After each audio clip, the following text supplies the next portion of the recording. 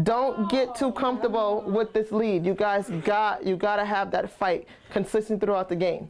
Consistently throughout the game, you have to have that fight. So we're gonna go The back. basketball gym is a sanctuary for Bria and her teammates. Its walls are divided between the game they thrive at and the harsh realities of a city where teenagers struggle to thrive. The numbers are grim for New Haven, ranked the 4th most dangerous city in the United States based on 2010 FBI crime statistics.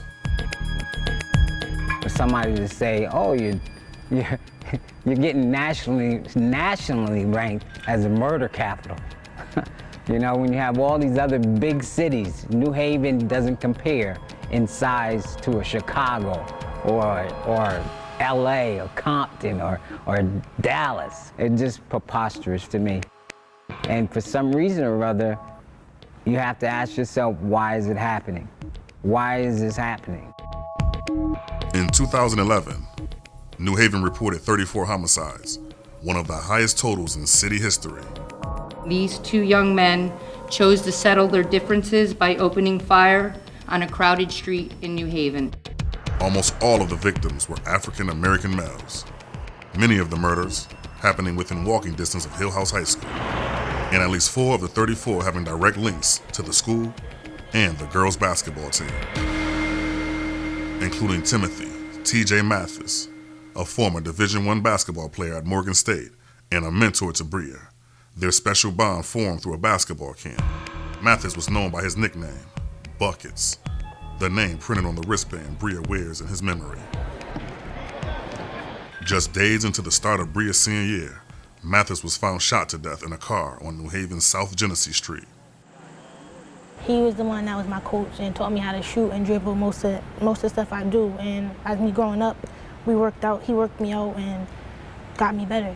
And I wouldn't be nowhere I am today without him.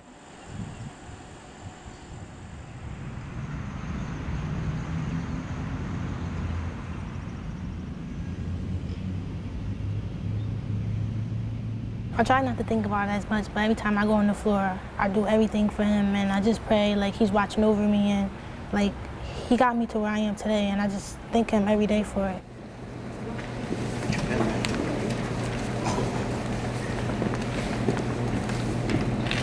To my grandparents and TJ, I know you're watching over me right now. I hope you are proud of me. We lost a student last year, 17 years old. He was supposed to return here. And then we lost a graduate, a high school graduate from here.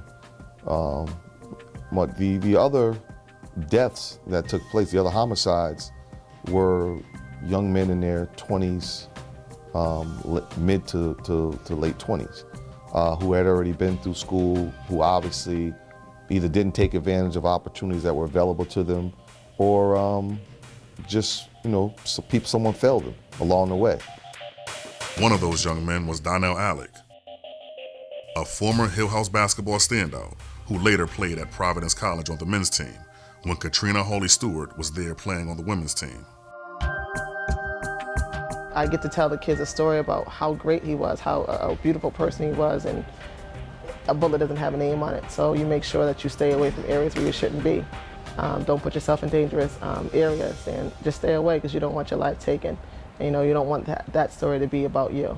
I worry about my girls all the time. I text them, they text me, what are you doing? Who are you with? Where are you going? Who are you going with? Are you gonna need a ride? We have very good parents, but it's just who I am, and I think Katrina's the same way. You see anything?